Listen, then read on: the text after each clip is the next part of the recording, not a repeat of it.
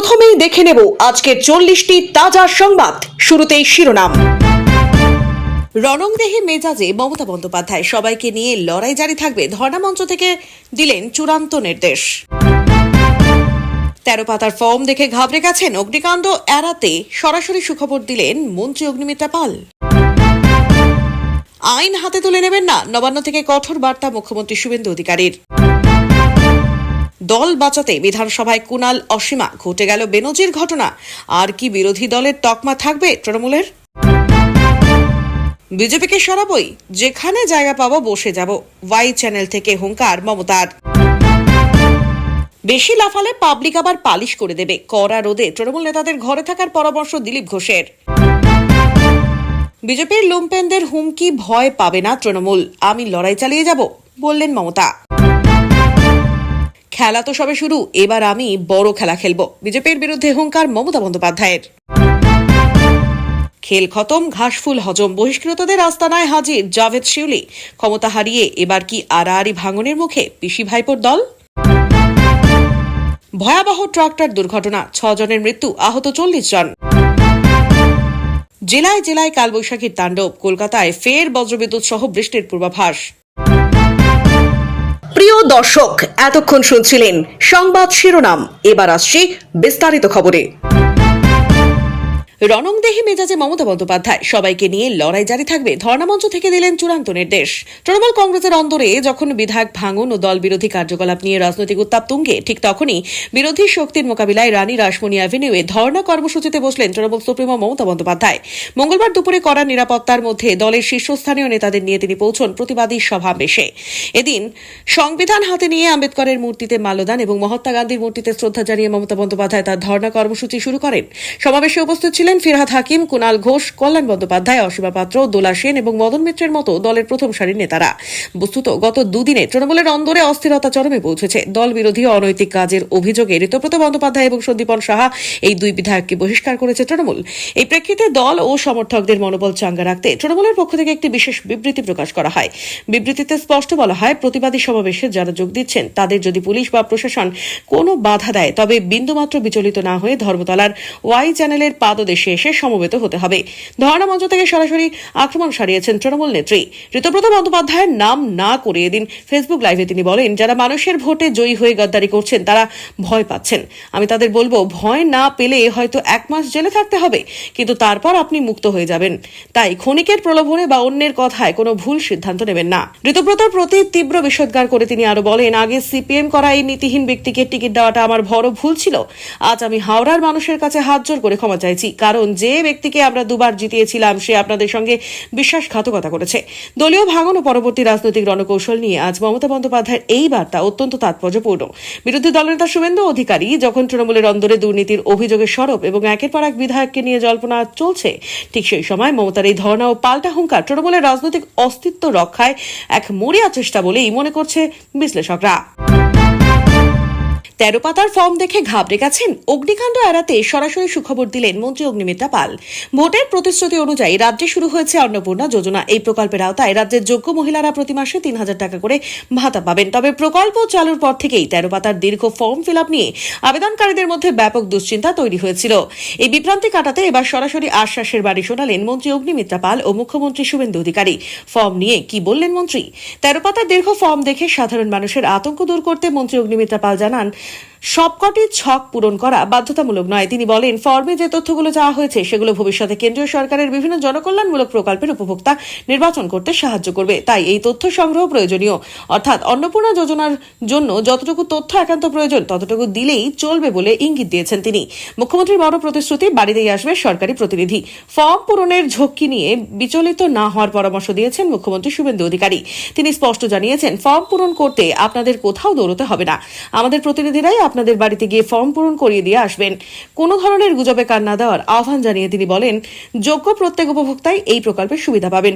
বুধবার থেকেই টাকা ট্রান্সফার, সরকারি সূত্রে খবর। আগামীকাল বুধবার থেকেই অন্নপূর্ণা যোজনার প্রথম পর্যায়ের টাকা সরাসরি উপভোক্তাদের ব্যাংক অ্যাকাউন্টে পৌঁছতে শুরু করবে। প্রথম দফায় 90,000-এরও বেশি মহিলার কাছে এই আর্থিক সহায়তা পৌঁছে দেওয়ার লক্ষ্যমাত্রা নিয়েছে রাজ্য সরকার। কলকাতা পুরসভা সহ রাজ্যের বিভিন্ন প্রান্তে এখন এই ফর্ম ফিল আপের কাজ চলছে। সরকারি স্তরে এই তৎপরতা এবং প্রশাসনের আশ্বাস পাওয়ার পর আবেদনকারীদের মহিলাদের মধ্যে স্বস্তি ফিরেছে। রাজ্যের এই নতুন প্রকল্পের মাধ্যমে মহিলাদের আর্থিক স্বনির্ভরতা নিশ্চিত করাই সরকারের প্রধান লক্ষ্য।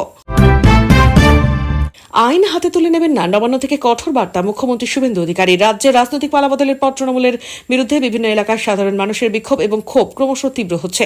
কোথাও সরকারি সামগ্রী উদ্ধারের ঘটনা ঘটছে, তা কোথাও ঘেরাও করা হচ্ছে তৃণমূল নেতাদের অফিস। এই পরিস্থিতিতে রাজ্যে আইন শৃঙ্খলার অবনতি ঠেকাতে সোমবার নবান্ন থেকে করা বার্তা দিলেন মুখ্যমন্ত্রী শুভেন্দু অধিকারী। মুখ্যমন্ত্রী স্পষ্ট জানান, মানুষ কেবল সরকার বা দলের পরিবর্তন চায়নি, চেয়েছিল গোটা ব্যবস্থার পরিবর্তন। তার কথায় সব বিক্ষোভের পেছনে কোনো রাজনৈতিক দল নেই। দিনের পর দিন জমে থাকা ক্ষোভ থেকেই মানুষ রাস্তায় নামছে। তবে একই সঙ্গে তিনি সাধারণ মানুষ ও বিজেপির কর্মী সমর্থকদের উদ্দেশ্যে অনুরোধ করেন, কোনোভাবেই যেন আইন হাতে তুলে নেওয়া না হয়। প্রশাসন ও পুলিশ ইতিমধ্যেই সক্রিয়ভাবে তদন্ত শুরু করেছে বলে তিনি দাবি করেন। পুলিশকে কাজ করতে দেওয়ার আর্জি। রাজ্যের বিভিন্ন প্রান্ত থেকে তৃণমূল নেতাকর্মীদের অফিস থেকে উদ্ধার হওয়া সরকারি সামগ্রী নিয়ে মুখ্যমন্ত্রী বলেন, বিডিও এবং ম্যাজিস্ট্রেটরা সব জায়গায় যাচ্ছেন, ভিডিওগ্রাফি হচ্ছে, আপনারা আইন নিজের হাতে নেবেন না। অভিযোগ জানান, সরকার যথাযথ ব্যবস্থা নেবে। তিনি পুলিশকে তাদের কাজ করার পূর্ণ স্বাধীনতা দেওয়ার বার্তাও দিয়েছেন।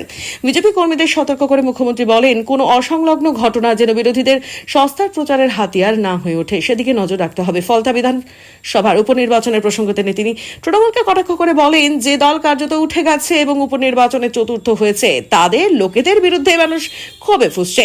সরকারের দায়িত্ব নেওয়ার এক মাসেরও কম সময়ে প্রশাসনিক স্তরে কতটা বদল এসেছে তা নিয়েও মন্তব্য করেন শুভেন্দু অধিকারী। তিনি দাবি করেন, শুধু মুখের বদল বা দলের বদল নয়, ব্যবস্থার বদল হয়েছে।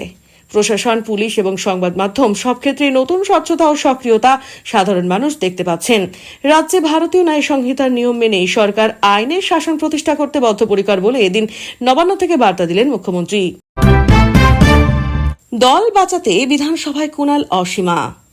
ঘটে গেল বেনজির ঘটনা, আর কি বিরোধী দলের তকমা থাকবে তৃণমূলের?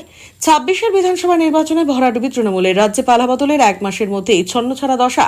ক্ষুব্ধ তৃণমূল বিধায়কদের সামলাতে হিমশিম খাচ্ছে দল। এদিকে বিধানসভায় বিরোধী দলের তকমা বাঁচাতে ঝাঁপিয়ে পড়েছেন কুণাল ঘোষ, অসীমা পাত্র। তৃণমূলের তরি যে ডুবতে চলেছে তা টের পেয়ে আজ মঙ্গলবার নয়া চিঠি হাতে বিধানসভায় হাজির হন তৃণমূলের বিধায়ক কুণাল ঘোষ এবং অসীমা পাত্র। স্পিকার রথীন বোসের উপস্থিতিতে সেই চিঠি তার সচিবের কাছে জমা দিতে চেয়েছিলেন তারা, কিন্তু কুণাল ঘোষের অভিযোগ, স্পিকারের সচিব নাকি সেই চিঠি গ্রহণই করেননি। মঙ্গলবার দুপুরে বিধানসভায় যান কুণাল, অসীমারা। স্পিকারের উদ্দেশ্যে লেখা একটি চিঠি ছিল তাদের। এদিন কুণাল অভিযোগ করেন, যে চিঠি তারা জমা দিতে গিয়েছিলেন তা নিয়ে অস্বীকার করেছেন স্পিকারের সচিব। সরাসরি জানিয়ে দেওয়া হয়, আর কোনো চিঠি আর তিনি গ্রহণ করবেন না। এর আগে গতকাল সোমবার তৃণমূলের পক্ষ থেকে একটি চিঠি স্পিকারের কাছে জমা দেওয়া হয়েছিল।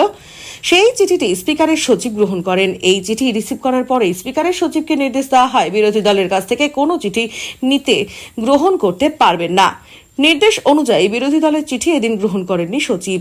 কুণাল ঘোষও আরও অভিযোগ করেন, স্পিকার এবং বিধানসভার সচিবালয়ের থেকে স্পিকারের সচিবকে নির্দেশ দেওয়া হয়েছে, তিনি বিরোধীদের চিঠি গ্রহণ করবেন না। চিঠি গ্রহণ করতে অস্বীকার করায় তারা বাধ্য হয়ে স্পিকারের সচিবের চেয়ারে পেপার ওয়েট চাপা দিয়ে রেখে এসেছেন। এমনকি এই মুহূর্তটি ক্যামেরাবন্দিও করেছেন। রেগে মেগে কুণাল জানান, স্পিকার নিজে দেখা করতে চান না, আবার চিঠিও দেওয়া যাবে না, সেটা হয় নাকি? যদিও এই প্রসঙ্গে স্পিকার কোনো মন্তব্য করেননি। অন্যদিকে মন্ত্রী তাপস রায় জানান, স্পিকার যদি কোনো নির্দেশ দিয়ে থাকেন সেটা নিয়ে আলোচনা করা সমীচীন নয়। বিজেপিকে সরাবই, যেখানে জায়গা পাবো বসে যাব, ওয়াই চ্যানেল থেকে হুঙ্কার মমতার। মঙ্গলবার ধর্মতলায় ওয়াই চ্যানেলে ধর্নায় বসলেন তৃণমূল সুপ্রিমো মমতা বন্দ্যোপাধ্যায়। ভোট পরবর্তী হিংসা, রিগিং এবং দলের নির্বাচিত প্রতিনিধিদের উপর প্রশাসনিক চাপ সৃষ্টির অভিযোগ তুলে তিনি পথে নামেন। ধর্নামঞ্চ থেকে বিজেপিকে উৎখাত করার কড়া বার্তা দেন তৃণমূল নেত্রী। তার হুঙ্কার, বিজেপির বিরুদ্ধে লড়াই চালিয়ে যাব, বিজেপিকে সরিয়েই ছাড়ব। এই কর্মসূচিতে যোগ দেন একাধিক তৃণমূল নেতৃত্ব ও কর্মী সমর্থক। মমতা বলেন, বেআইনিভাবে দলের বিধায়ক, কাউন্সিলর প্রার্থীদের ভয় দেখানো হচ্ছে, তৃণমূল কর্মীদের বাড়ি থেকে বেরোতে দিচ্ছে না। তিনি স্পষ্ট জানান, তৃণমূল ভয় পাবে না, বরং পথে নেমে লড়াই চালিয়ে যাবে এবং সংবিধান রক্ষা করবে। সোমবার ফেসবুক লাইভে এসেও মমতা একই অভিযোগ করেছিলেন। তার দাবি ছিল, ভয়, প্রলোভন ও প্রশাসনিক চাপকে হাতিয়ার করে তৃণমূলের নবনির্বাচিত প্রতিনিধিদের দল ছাড়তে বাধ্য করার চেষ্টা চলছে। এদিন ধর্নামঞ্চ থেকেও তিনি দিল্লি থেকে বিজেপির সরকারের চক্রান্তের কথা উল্লেখ করেন। মমতার কথায়, যেখানে জায়গা পাবো বসে যাব, আমাকে আটকাতে পারবেন না। তিনি অভিযোগ করেন, রাত 12:30টায় পুলিশ ওয়াই চ্যানেলে কর্মসূচির অনুমতি চেয়ে বিরোধী স্বরকে দমিয়ে দেওয়ার চেষ্টা করছে। বিজেপিকে নিশানা করে মমতা প্রশ্ন তোলেন, সো কল্ড জিতেও স্বস্তি পাচ্ছেন না, তাহলে কি ভয় পাচ্ছেন? বেশি লাফালে পাবলিক আবার পালিশ করে দেবে। কড়া রোদে তৃণমূল নেতাদের ঘরে থাকার পরামর্শ দিলীপ ঘোষের। তৃণমূলের সর্বভারতীয় সাধারণ সম্পাদক অভিষেক বন্দ্যোপাধ্যায় এবং শ্রীরামপুরের সাংসদ কল্যাণ বন্দ্যোপাধ্যায়ের উপর হামলার ঘটনাকে কেন্দ্র করে এই মুহূর্তে রাজ্য রাজনীতির তোলপাড়। আর এই হাই ভোল্টেজ ইস্যুতেই এবার মুখ খুলে স্বভাবসিদ্ধ ভঙ্গিতে ঘাসফুল শিবিরকে তীব্র কটাক্ষে ধুয়ে দিলেন মন্ত্রী তথা বিজেপি নেতা দিলীপ ঘোষ। আক্রান্ত দুই তৃণমূল সাংসদের আঘাত নিয়ে প্রশ্ন তোলার পাশাপাশি গোটা বিষয়টিকে স্রেফ নাটক বলে উড়িয়ে দিয়েছেন তিনি। একই সঙ্গে বর্তমান রাজনৈতিক পরিস্থিতিতে তৃণমূল নেতৃত্বকে কার্যত হুঁশিয়ারি দিয়ে ঘরে বসে থাকার পরামর্শ দিয়েছেন দিলীপ। সম্প্রতি এক কর্মসূচিতে তিনি হামলার মুখে পড়েন তৃণমূলের দুই হেভিওয়েট সাংসদ অভিষেক বন্দ্যোপাধ্যায় এবং কল্যাণ বন্দ্যোপাধ্যায়। সেই ঘটনা প্রসঙ্গে দিলীপ ঘোষ বলেন, দুজন এমপি পাবলিকের কাছে পালিশ হয়েছেন, কিন্তু আশ্চর্যের বিষয় হলো তাদের গায়ে কোনো চোটের দাগি নেই।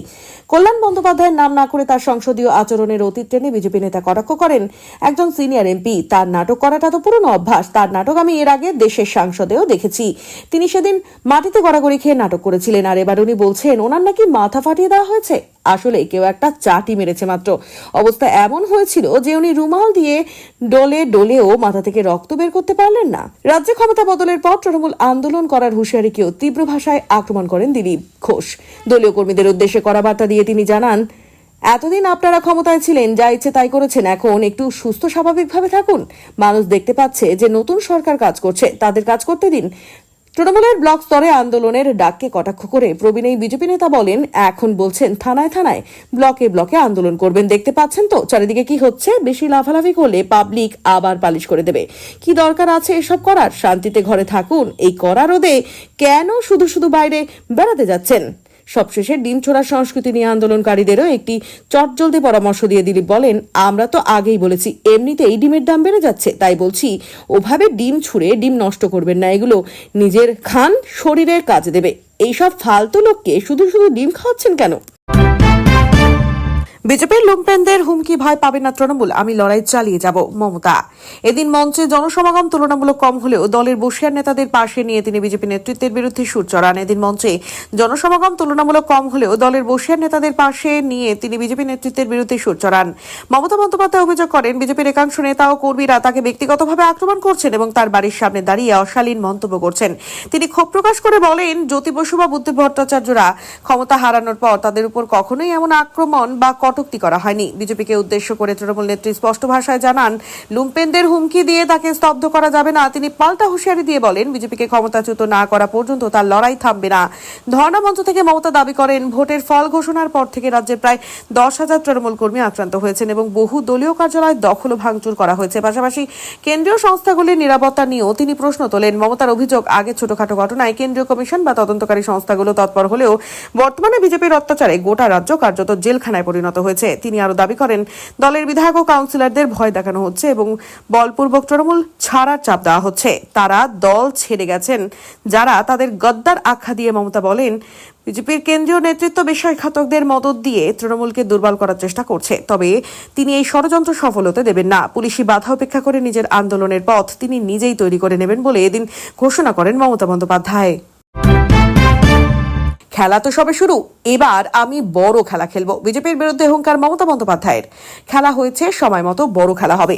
অভিষেক বন্দ্যোপাধ্যায়ের উপর হামলার পর বিজেপিকে হুঙ্কার মমতার। পশ্চিমবঙ্গ বিধানসভা নির্বাচন 2026-এ বিজেপির কাছে পরাজয়ের পর থেকে রাজ্য রাজনীতিতে তীব্র উত্তেজনা বিরাজ করছে। এবার এই পরিস্থিতির মধ্যে বিজেপির বিরুদ্ধে দলের ভাঙন ও অভিষেক বন্দ্যোপাধ্যায়ের উপর হামলার ষড়যন্ত্রের অভিযোগ তুলে গর্জে উঠলেন রাজ্যের প্রাক্তন মুখ্যমন্ত্রী মমতা বন্দ্যোপাধ্যায়। সোমবার দলীয় কর্মীদের উদ্দেশ্যে ভার্চুয়ালি ভাষণ দেওয়ার সময় তিনি বিজেপিকে হুঁশিয়ারি দিয়ে বলেন, আমার সাথে খেলা হয়েছে, এবার সময় এলে আমিও বড় খেলা খেলবো।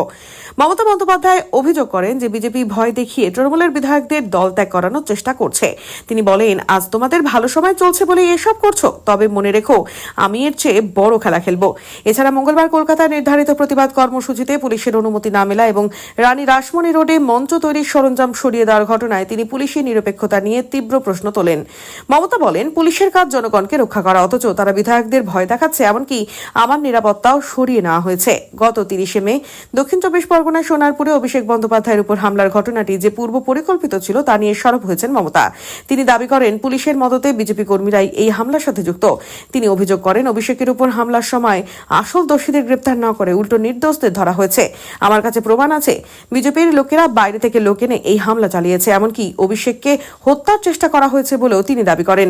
দলের সংকটময় সময়ে কর্মীদের পাশে দাঁড়িয়ে মমতা বন্দ্যোপাধ্যায় বলেন তৃণমূল কংগ্রেস ভয় পাওয়ার মতো দল নয়। তিনি অভিযোগ করেন রাজ্যের প্রায় 2500টি দলীয় কার্যালয় ভাঙচুর করা হয়েছে এবং অরাজকতার চরম সীমায় পৌঁছেছে প্রশাসন।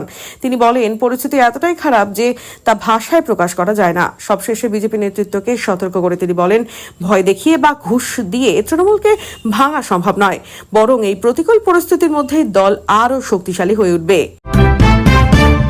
খেল খতম, ঘাসফুল হজম। বহিষ্কৃতদের আস্তানায় হাজির জাভেদ শিউলি। ক্ষমতা হারিয়ে এবার কি আড়াআড়ি ভাঙনের মুখে পিসি ভাইপোর দল? 2026 সালের বিধানসভা নির্বাচনে পর্যুদস্ত হওয়ার পর এমনিতেই বাংলার মসনদ হারিয়ে বিরোধী আসনে গিয়ে বসেছে তৃণমূল কংগ্রেস। কিন্তু ক্ষমতা যাওয়ার ধাক্কা সামলানোর আগে এবার ঘরের কোন্দল এমন জায়গায় পৌঁছল যা দেখে রাজনৈতিক মহলের স্পষ্ট ইঙ্গিত এবার কি তবে ঘাসফুল শিবিরের সলিল সমাধি আসন্ন? সোমবার রাতে কলকাতার এমএলএ হস্টেলে যে চরম ড্রামা মঞ্চস্থ হলো তা পরাজিত তৃণমূলের কফিনে শেষ পেরেক পুঁতে দেওয়ার জন্য যথেষ্ট। বিধানসভায় তথাকথিত সইজাল বা সিগনেচার মিসম্যাচ বিতর্কের জেরে তড়িঘড়ি দল থেকে বহিষ্কার করা হয়েছিল উলুবেরিয়ার পূর্বে ঋতব্রত বন্দ্যোপাধ্যায় এবং এন্টালির সন্দীপন সাহাকে। কিন্তু দাদাগিরি দেখিয়ে মুখ বাঁচানোর 24 ঘন্টাও কাটল না, তার আগেই বহিষ্কৃত ওই দুই নেতার ডেরায় গিয়ে রুদ্ধদ্বার বৈঠক সেরে এলেন তৃণমূলের বর্তমান দুই বিধায়ক জাভেদ খান এবং শিউলি সাহা। ক্ষমতার বাইরে যেতেই দলীয় অনুশাসনের বেলুন যে এভাবে ফুটো হয়ে যাবে তা বোধহয় কালীঘাট কল্পনা করতে পারেনি। বিজেপির কাছে গোহারান হেরে ক্ষমতাচ্যুত হওয়ার পর তৃণমূলের অন্দরে যে চরম দিশাহীনতা তৈরি হয়েছে এই নৈশ বৈঠক তারই সবচেয়ে বড় প্রমাণ। রাজনৈতিক মহলের একাংশ তীব্র খোঁচা দিয়ে বলছেন দল বিরোধী কাজের জুজু দেখিয়ে ঋতব্রত এবং সন্দীপনকে বহিষ্কার করে শীর্ষ নেতৃত্ব নিজেদের যে দাপট দেখাতে চেয়েছিল বর্তমান বিধায়করাই তার ডাস্টবিনে ফেলে দিয়েছেন। যে নেতাদের অস্পৃশ্য ঘোষণা করলো দল তাদের সঙ্গেই যখন জাভেদ খান বা শিউলি সাহার মতো প্রবীণ মুখরা রাতের অন্ধকারে গোপন বৈঠক করছেন তখন তা স্পষ্ট যে পিসি ভাইপোর ফরমানকে এখন দলের বিধায়করাই আর পাত্তা দিচ্ছেন না। ওয়াকিবহাল মহলের মতে বিধানসভা নির্বাচনের হারের পর দলের একটা বড় অংশ নিজেদের রাজনৈতিক ভবিষ্যৎ সুরক্ষিত করতে এখন থেকে তৃণমূলের বিকল্প এবং নতুন কোনো অক্ষ তৈরির খোঁজে নেমে পড়েছেন।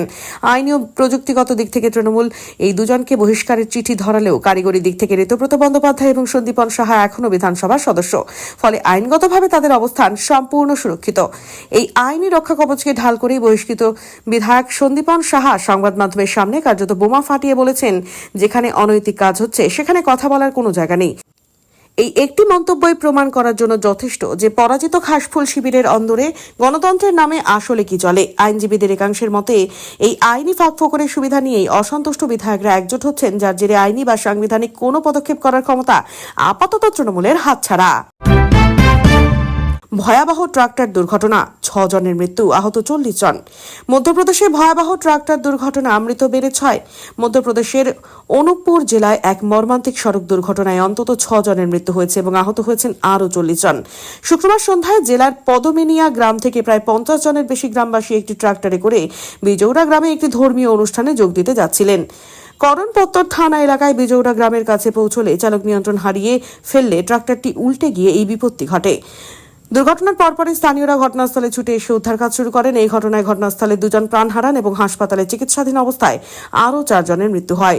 আহতদের উদ্ধার করে নিকটস্থ হাসপাতালে ভর্তি করা হয়েছে। চিকিৎসকরা জানিয়েছেন আহতদের অনেকের অবস্থায় আশঙ্কাজনক, যার ফলে মৃতের সংখ্যা আরও বাড়তে পারে বলে আশঙ্কা করা হচ্ছে। ঘটনার খবর পেয়ে মধ্যপ্রদেশের মুখ্যমন্ত্রী মোহন যাদব গভীর শোক প্রকাশ করেছেন।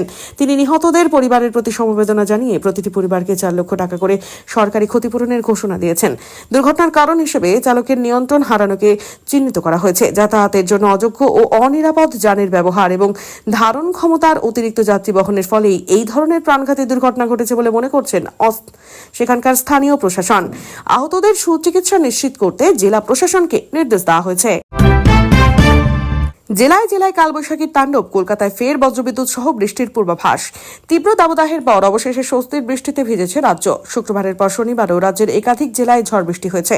আবহাওয়া দপ্তরের পূর্বাভাস অনুযায়ী রবিবারও জেলা জুড়ে দাপট দেখাতে পারে কালবৈশাখী। একই সঙ্গে রবিবার সরেও বিকেলে বা সন্ধ্যায় কলকাতায় ফের বজ্র ঝড় এবং বৃষ্টির সম্ভাবনা তৈরি হয়েছে।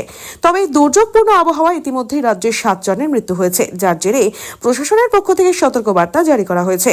অন্যদিকে দক্ষিণবঙ্গের জেলাগুলোতে কালবৈশাখীর দাপট বেশি থাকবে, বিশেষ করে ঝাড়গ্রাম, পুরুলিয়া, বাঁকুড়া, বীরভূম, মুর্শিদাবাদ, পূর্ব ও পশ্চিম মেদিনীপুর এবং পশ্চিম বর্ধমানে ঘন্টায় 40 থেকে 50 কিলোমিটার বেগে দমকা হাওয়া বইতে পারে। এই জেলাগুলোর কিছু অংশে বজ্রবিদ্যুৎ সহ ভারী বৃষ্টির আশঙ্কায় বিশেষ সতর্কতা জারি করেছে প্রশাসন। উত্তরবঙ্গের জেলাগুলিতে বৃষ্টির অনুকূল পরিস্থিতি বজায় রয়েছে। দার্জিলিং, কালিম্পং, জলপাইগুড়ি, আলিপুরদুয়ার, কোচবিহার সহ 2 দিনাজপুর এবং মালদার বিচ্ছিন্ন এলাকায় হালকা থেকে মাঝারি বৃষ্টির সম্ভাবনা রয়েছে।